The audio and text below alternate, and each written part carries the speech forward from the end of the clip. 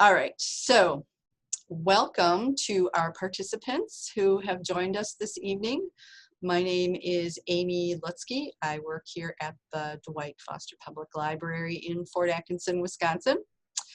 And am very happy to be able to bring you this evening Judith Joy, who is the author of Dear Future Love, Bring Your Book Boyfriend to Life, which I think sounds very interesting, and I'm going to have to get my hands on that.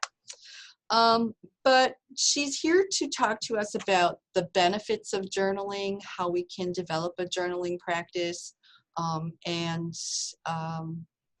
what the different things that a journal experience can bring to us.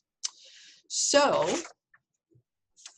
without further ado, Judith, I will let you get started. Thank you. Thank you. Welcome, everybody. I'm so excited. All right. So this is the way it works. We have thoughts, we have feelings.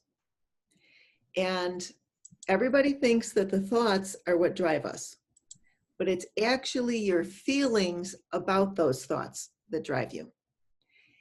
And if you have the thought, I'm going to have this great outcome and it's going to be wonderful and da da da da da, and then you have a feeling of my life sucks, everything is horrible, blah, blah, blah, blah, blah, the feeling wins. So the journaling is to help you move closer to your desires. And the journaling very often is a way to think about what you're talking about or what you're thinking about, and then think about different things in your life and pulling them together in a new way. And there's a lot of different ways that you can do this journaling. And first I want to go through 7 different ways. There's lots and lots of ways, but we're going to do a screen share. Okay. The first, whoops, there we go. What you focus on is what you get. It used to be 6, it's now 7. I have to change that. Each type of journal in this one is about how you're focusing and what you're focusing on. If you're focusing in your journal about everything that's wrong with your life, then you're going to get more things that are wrong. If you write down the wrong just to get it out of your head, and then start moving towards things that are good about it and things that are going in the direction that you want to go, and you start moving your focus and your things to be grateful for and things like that, then you're going to get more of those things. So what journaling does is it helps you claim your personal power. Your power is based on the feelings that you have, the actual feelings in your body. If you're feeling depressed, you actually have more power if you can get yourself up to angry. Now, angry isn't a fun feeling, but it's more power. However, if you can get your power up to taking responsibility for everything in your life, and then to kindness and joy and gratitude and love and peace and things like that, then you've got even more personal power. And the journaling is a way that you can move through the levels. The first type of journaling I like to call a brain dump. This is when you write this happened and then this happened and then this happened and then this happened. If it's in your head, you just write it down. The idea is that you're clearing your brain and you're storing your thoughts, just in case you want to go back to them later. Or if someone did you wrong and you're going like, but I have to write everything around it, blah, blah, blah, blah, blah. And I have to remember this for the future fights that I'm going to have.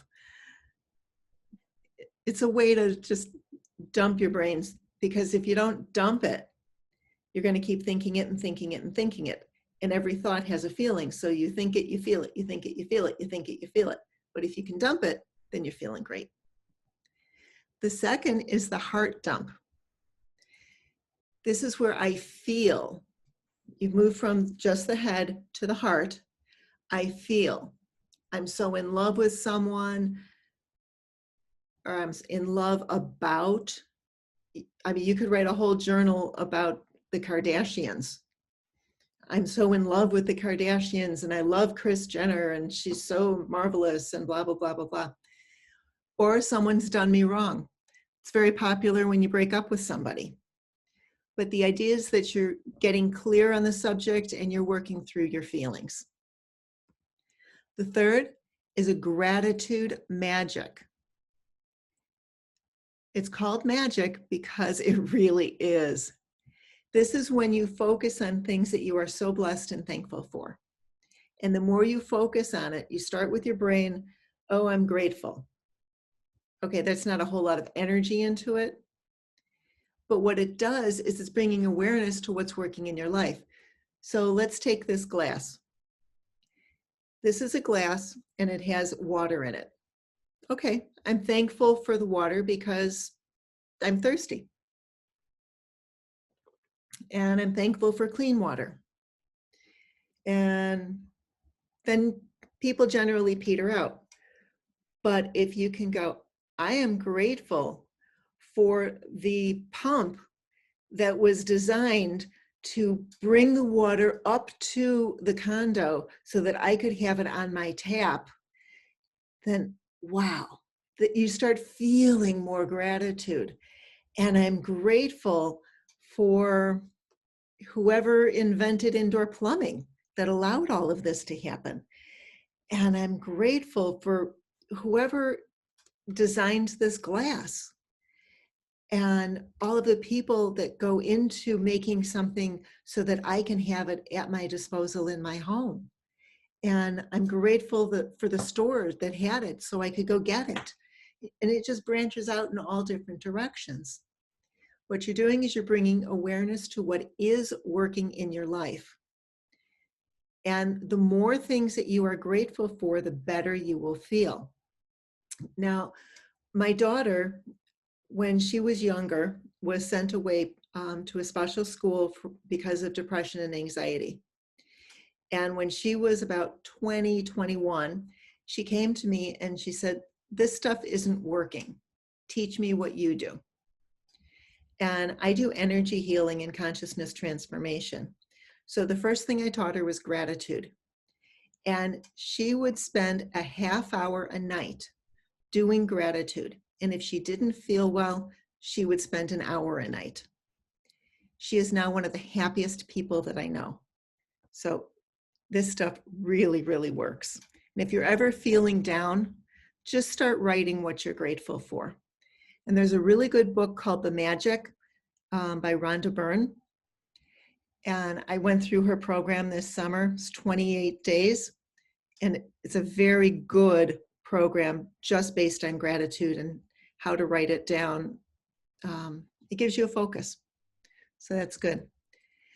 Number 4 is the exploration of me. This is when you like to take a deeper look at yourself and you want to work through an issue or an idea.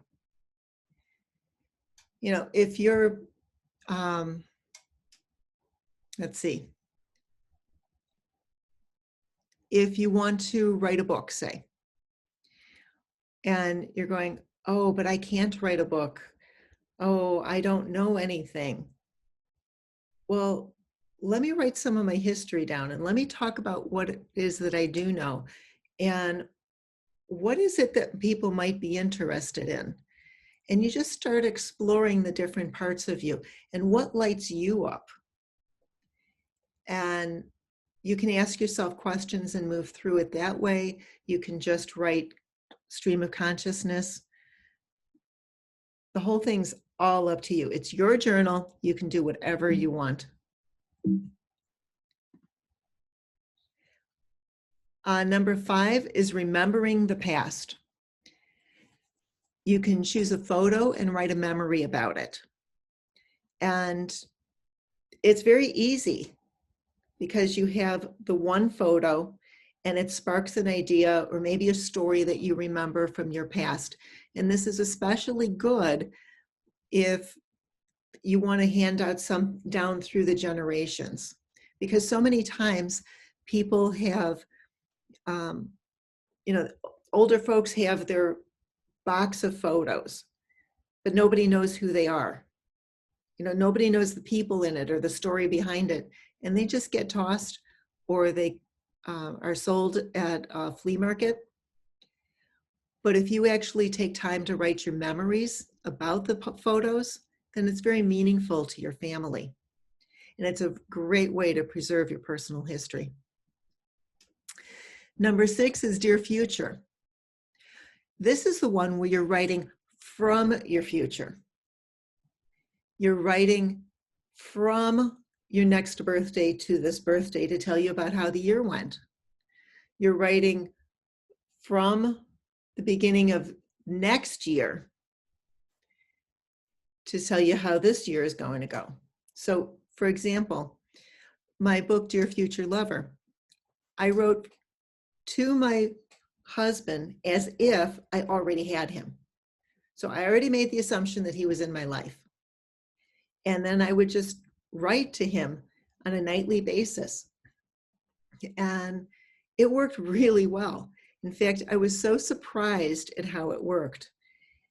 And I had my journal and I wrote every night, put it in the nightstand, forgot about it. 14 months later, I met my husband. And then we started talking. I was cleaning out the nightstand and I pulled it out and went like, oh, yay, I've got a journal. And then I looked and I'm like, oh, it's full. Because that fresh new journal is so exciting because there's so many possibilities and it's just so many opportunities waiting. But I opened it up and I started reading and I was like, oh, well, he just said that. Whoa, I just said that. Oh my goodness, I said I wasn't interested in politics. I didn't know if he was. He loves politics. I said that I had to have somebody that was sober. He just got done with his party phase. And that's why it took so long for us to meet, because he was done partying now. And it was just like divine timing. It's sort of like I placed an order with the universe and the universe said, okay, now let's get everything in gear to move in a certain direction. And then we start moving in this direction and I've got to wait for him also to move in this direction. And then lines up, we meet, and it's great. And there's so many wonderful things about it. Number 7 is manifesting your dreams. Exploring your desires and aligning yourself with them. So the first idea with this is to write down all your possible dreams. If you decide, gosh, it would be great to open a restaurant. My town really needs a restaurant. Then you're going, wow, how do I feel about that? And what can I do to maybe do that? And you start asking yourself questions. And the whole idea is to align yourself so that if you're going, oh, open a restaurant, oh no, not going to happen. You know that feeling doesn't match your dream. So explore the feeling a little bit. And that's the end of the slideshow. So now we go to talking. Now, a lot of times people are so concerned with, they don't have a lot of time to write. And I get this. Some people look at it as a religious experience. I have to write every day at 6 a.m. to 6:15, and it's 15 minutes, and it's really rigid. I'm very much more in the flow. And when I wake up, this is my journaling practice. I'll wake up, I'll have an idea, and it might come from a dream that I had. And the dream might be, oh no, this is going to happen, this major whatever. And I was like, wait a minute, let's just calm down. It was a dream. So what is this dream trying to tell me? And that's a very good question that I ask myself. What is this about? And then I start by writing the dream a little bit and about what is it about. And then I keep asking myself questions. And questions are a big deal. If you can answer one question in your journaling, then you're doing great. You know, what is this about? What is it that I can do today that will improve my life today? And it might be 12 things and it might be one thing. But if you ask yourself the question, then the universe can give you the answer. But if you never ask the question, then you're just making a statement. I don't know what to write.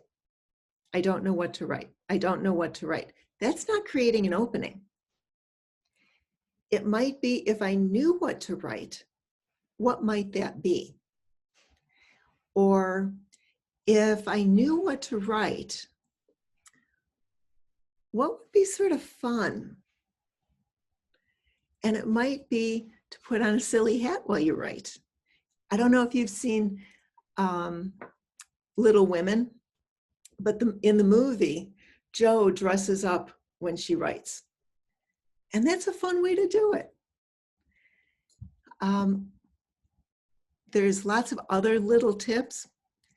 And I can keep talking, but if you have questions, please write in the chat. Got more things to talk about.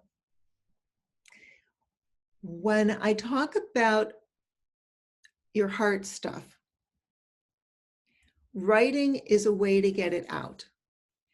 But at the same time, if you're only reinforcing the anxiety, it's like, oh no, this is horrible. Oh no, this is horrible. Oh no, this is horrible. Oh no, this is horrible.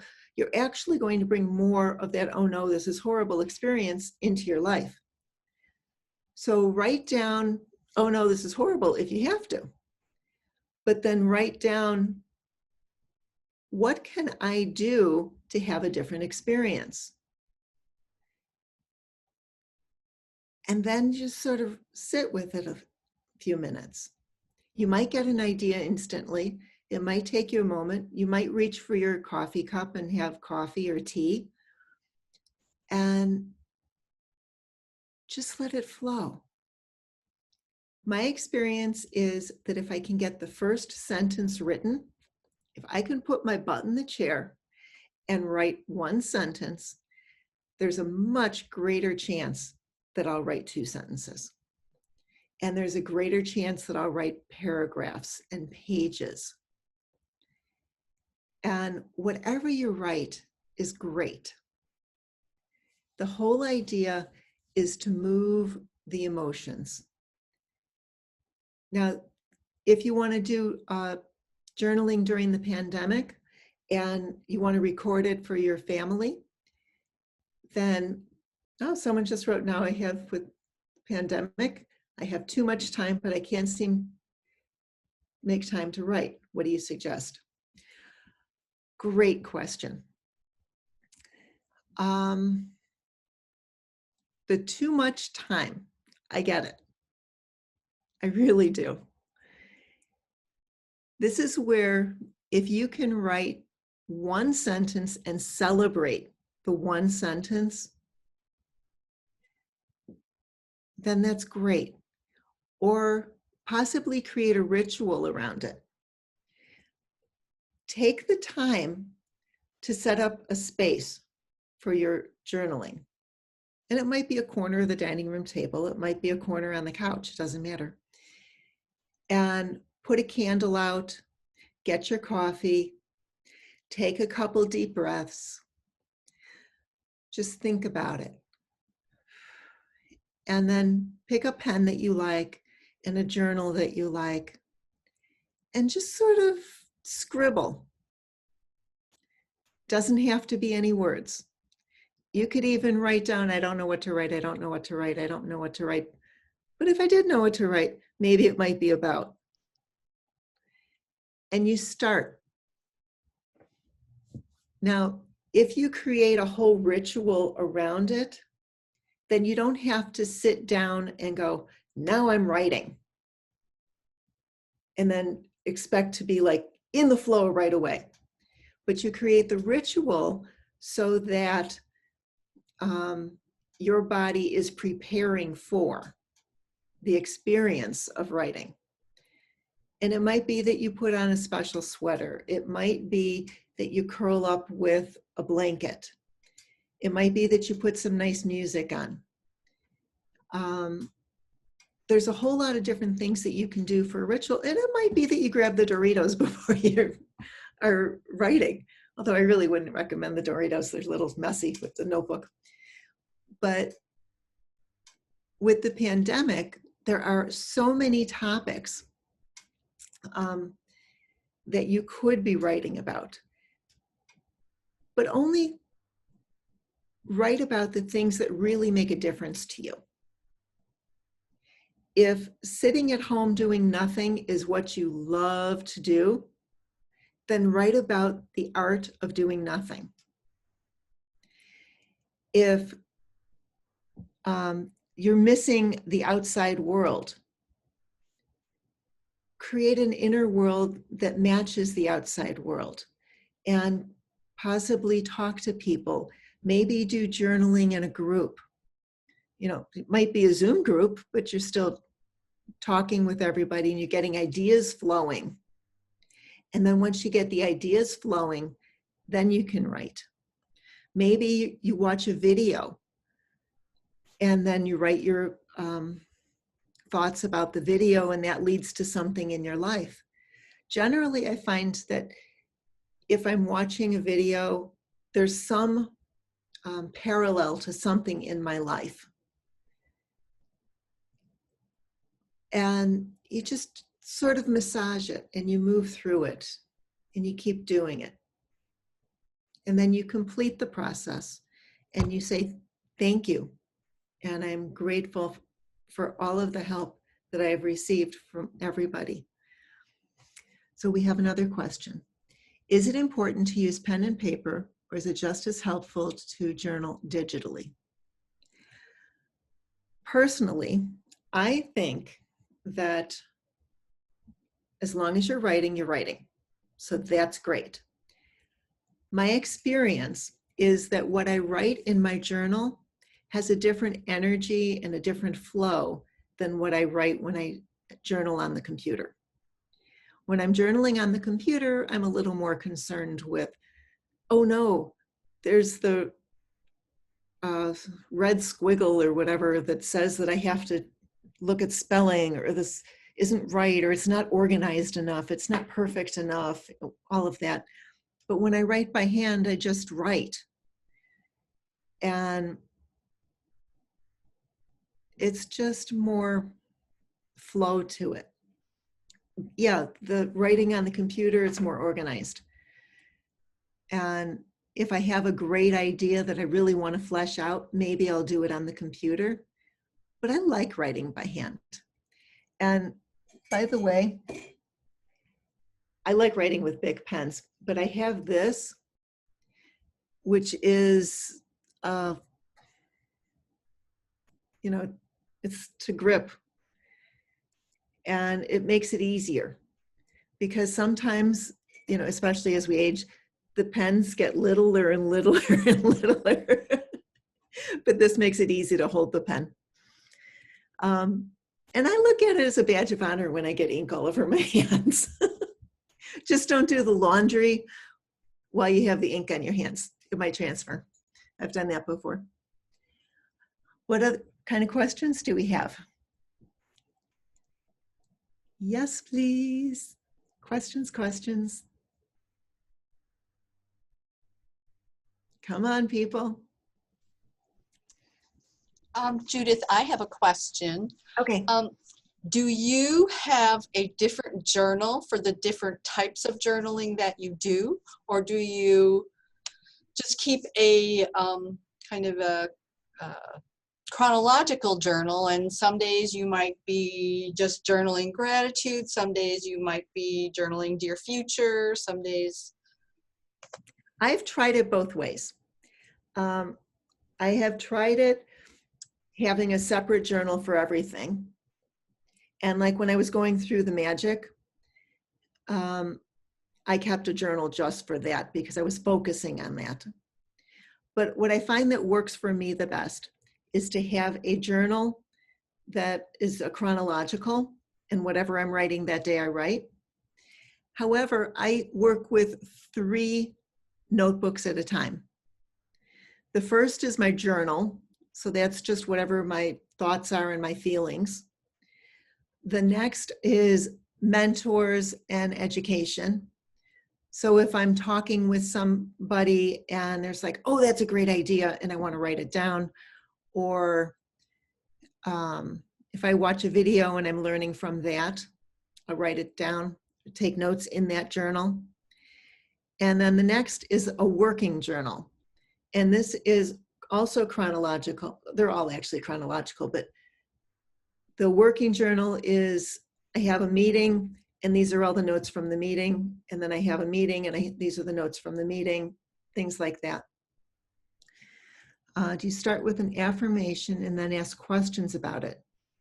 This seems to work for me. I haven't done that because I'm not a fan of affirmations. Affirmations for me are when your brain says one thing, and very often your heart is saying something else because you're trying to convince your brain, like, I am strong, I am strong, I am strong, I am strong. And on the inside, you're going, who are you? We don't know you. I'm not strong. I don't know why you think you're strong. And so you've got this little guy on your shoulder talking against you. But if you want to start with an affirmation, I am strong, and then go, wow, let's explore this a little bit. What are all the ways that I am strong? And then you start dissecting it that way, then that might work. I know one of the questions that I have that people have asked before is, do I journal every day? No. I feel better when I do journal, but there are just some days that it just doesn't work. The schedule is too busy, or I've got a headache, or 12 things pop up, and then by the end of the day, I'm like recording what's happening during the day instead of actually talking about my feelings about it, but that's okay. But you write what you write. Even when I was writing for the Dear Future Lover, I did not worry about writing every single night. And in fact, there was one journal entry that said, Dear Future Lover, I have written. That's it. I'm done. I've accomplished my goal. And then I've managed to write a few more paragraphs, but I had accomplished the goal of writing, and that was okay. Where would you say bullet journaling falls on the different types of journaling? Can you have the same effect as other types of journaling? I do not have a lot of experience with bullet journaling, but from what I do know about it, my assistant did it. It's very time consuming and it's very process based. I'm going to do X, Y, and Z. Did I do X, Y, and Z? Things like that. But if it works for you, great. Things either work for you or they don't. And the whole idea is to find what works for you. So if bullet journaling works, do it, use it. If you try it and you don't like it, okay, move on to something else. There are so many books out there about journaling, and there are so many books that ask a lot of questions. Like might give you a page to write about whatever. And all of those I'm looking like, oh no, I don't have enough space, because I can write 12 pages when I'm journaling. And the 12 pages is just something that I've worked up to. In The Artist's Way by Julia Cameron, she talks about journaling, where you write 3 pages every morning. And I did that for many years. And she does the brain dump. And the whole idea is that you get up in the morning and you just write, and you get everything out of your head. And it's a great book. And there's another one called Scripting. I can't remember the name of it, but he was a childhood actor. And he writes about scripting at the beginning of the day and writing it from the end of the day, saying how the day went before the day went. So let's say at 8 o'clock in the morning, you're writing your script, but it's as if you were writing it at 8 o'clock at night. And, you know, this day was wonderful, and I had so many phone calls, and, you know, the news was great and whatever. Or I went to Disneyland and I had so much fun, and, you know, whatever it is that you want to write about. And then at the end of the day, he's writing about what actually happened during the day. And over time, the two end up merging just because you start creating the day. And he does this on a weekly basis, monthly basis. And I see the value of this, but it's very structured and rigid, in my opinion. And that's not really who I am, so I don't use it on a daily basis like that. But if you like the structure, then go ahead and use it. It works. Oh yeah. Do I keep my journals indefinitely? I have a closet at home, and I just throw the journals in. And some people say, oh no, what if somebody reads something that you don't want them to read? We have a rule in my house, and this rule has been around forever, and everybody is respectful of it. You don't read someone else's journal unless you have permission. I can leave my journal in the middle of the kitchen table and nobody will pick it up and read it. And I know that at some point after I die, my kids are going to look through my journals and they're going to go, oh no, I didn't know this, and I didn't know this, and I didn't know this. My dad is keeping a journal in the form of letters to my mother, who has been gone for 26 years. And he's all concerned that we might find what he was thinking, that he didn't think good thoughts about us at some point. And I'm like, what difference does it make to you? You're dead. If you don't like the idea of somebody possibly looking at your journal, then write what you need to write, especially if you're like so angry about something and you're like tearing the paper because you're so angry and you're writing it all down and writing it all down. You need to get it out of yourself. And if you don't want anybody else to see it, burn it. You've gotten it out. And now you can burn it and let it go. Do you go back and read your journals at a later time? Yes and no. I go back, and if I know I'm looking for something, but I'm not really interested in reading the journals from, 20 years ago, because 20 years ago, I was in a marriage that wasn't working, and he was emotionally abusive, and I was very depressed, and it just wasn't working for me, but I was journaling through it. Now, I'm sure that I would learn something if I went back and looked at those journals, but I prefer to be much more high vibe and in the peace and the love and the gratitude and things like that. So if I'm putting my focus on reading all of the bad stuff, then that's not going to work for me to build more of the high vibe feelings that I'm hoping for. Now, if I have gratitude journals and I go back and read those, yes. Then because I can start feeling the gratitude again, and it's sort of like priming the pump and getting it moving so I can feel better and better and better. So it's all dependent on you. I used to get all the fancy journals with the beads on it and all the pretty designs and all that. And I've settled that I really like these kind that are just the composition book. And the reason is they open and they lay flat.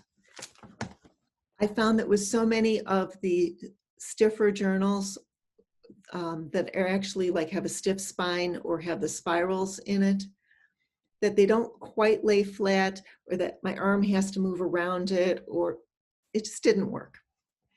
I gave it a try, found something that worked. That's the name of the game. That's what we're going through life. We're finding things that work for us. So more questions, please. More questions, please. Oh, thank you. I'm glad this is helpful. We need some questions. I can keep talking.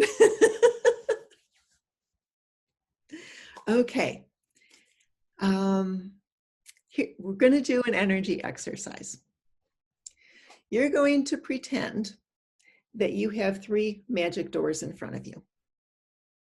And behind each door is a topic that you would like to write about, that you haven't really told too many people about because you're a little bit afraid. And this is something that's so important to you. And you can feel that it's just bursting to come out of you. I would like you to look at each of the 3 doors and feel which door has the beginning of the journal for you. And you go, feel this one, this one. Whoa, this one feels like, yeah, it just sort of pushes through. I'll take this one over here. Now open it up. Take a look at that. And what thought comes to you when you look at that? When you feel what's behind that door? And write that down. It could be a color, it could be a full sentence, it could be a story. It could be just a feeling. It could be the entire thing that you want to write, or just the beginning.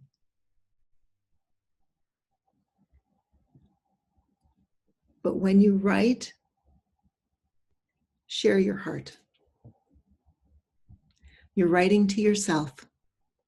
You might as well find out what your heart is saying. Does anybody have any more questions? You could use the doors to help you. Instead of 3 doors, you could have 1,000 doors. Social isolation. Ooh, that's a good one. If your journal is your friend, then you can set it up so that you have a cup of coffee. This is going to sound silly, but you have actually 2 cups. You set up your cup of coffee, tea, milk, cocoa, whatever you're drinking, and you set up another cup in a different chair. And then you start talking, and maybe you take the journal from place to place, but you actually change chairs. I know it's a silly thing. But pretend you're talking to somebody. And you can pick somebody that's a friend. You can pick somebody famous. And what you're trying to do is move from the feelings of social isolation of, oh, this sucks. I don't have anybody to talk to. I'm so bored. blah, blah, blah, blah, blah. And these are all low vibe feelings that are going to help make you worse. And it's going to feel heavier and heavier and heavier. But if you go, okay, this page over here, these are all the things that are heavy. Now let's jump over here. Wow. Maybe over on this side, we're talking about things that are working in my life. I have a home and I have people in my life. They may not be with me right now, but I've got people in my life. I've got friends that I can reach out to.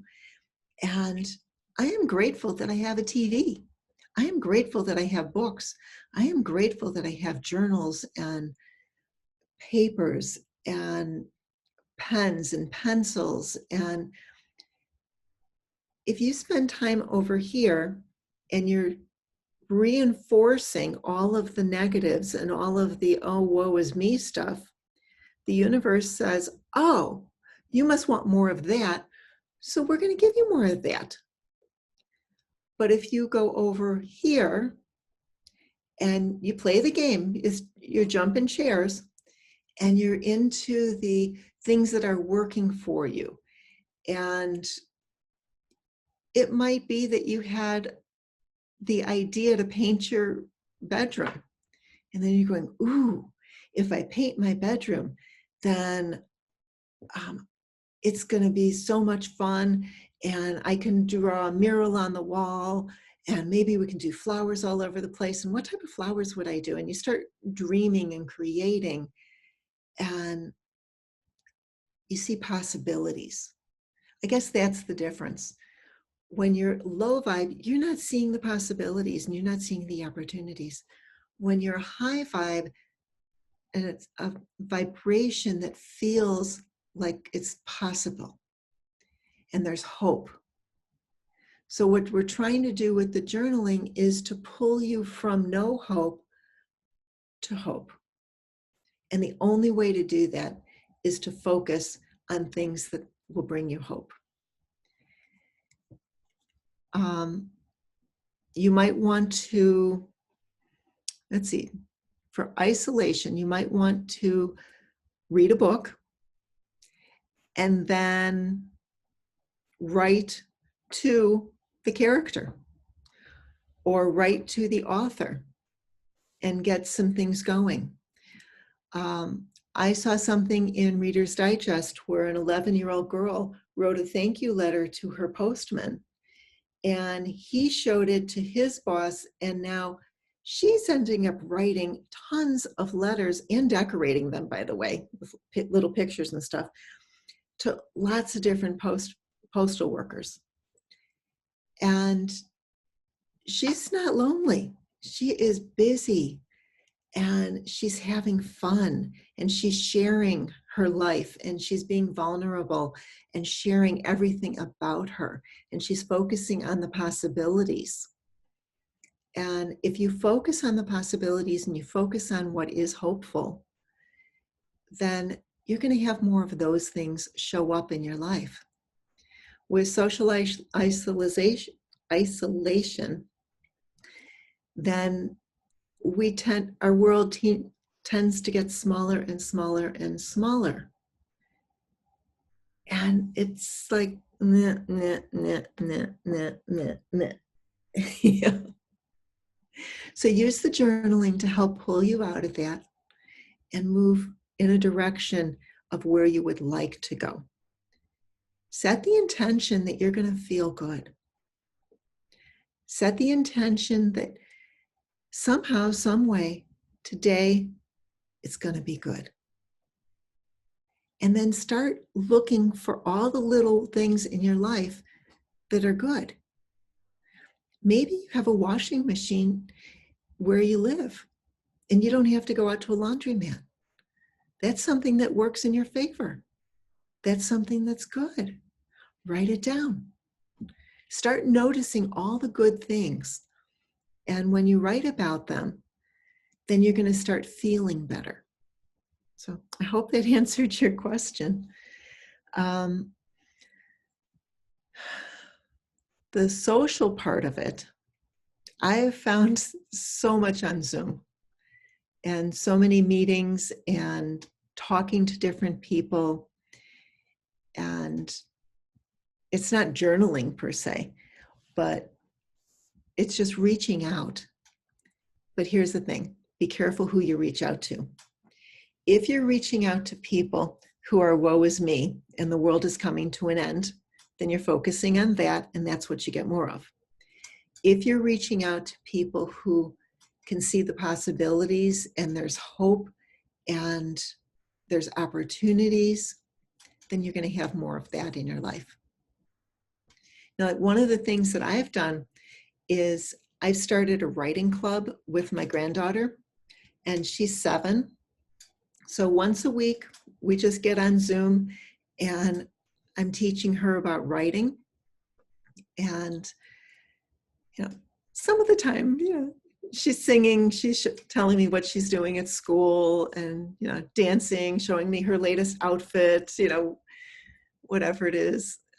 She wrote a song, and then I was like, all right, now we have to record it. So we went on Zoom and we recorded it. And it's hard to be isolated if you're actually connecting with people. So I hope that helps. Do we have any final questions? I would love to answer all of your questions.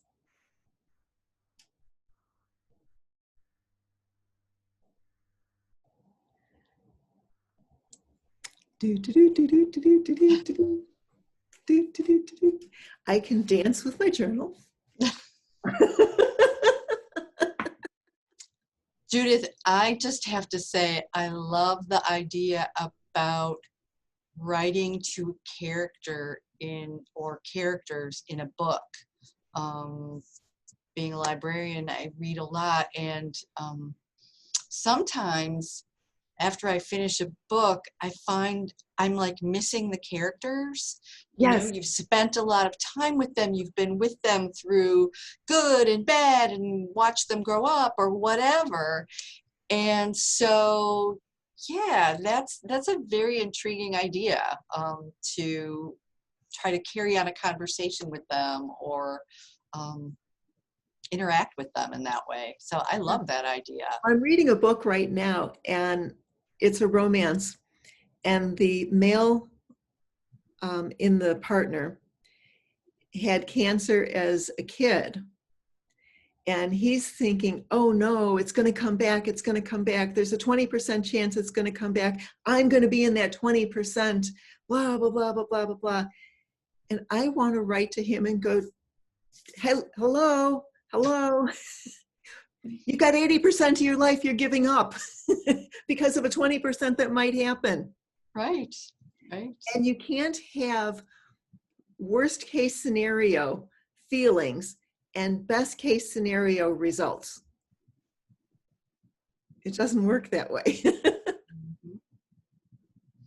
Yeah.